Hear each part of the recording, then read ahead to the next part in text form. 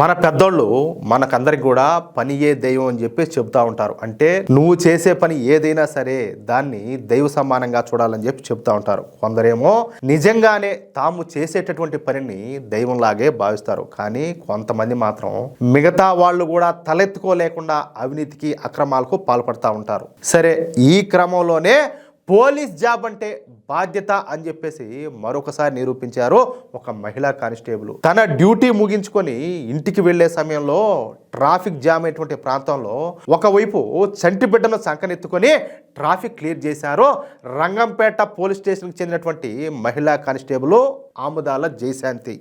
చూడండి, విజయశాంతి లెవెల్లో వర్క్ చేశారనమాట, డ్యూటీ చేశారు. కాకినాడ జిల్లా సామర్లకోట ఫ్లైఓవర్ పైన మొన్న శనివారం రాత్రి మొత్తం కూడా ట్రాఫిక్ జామ్ అయిపోయింది.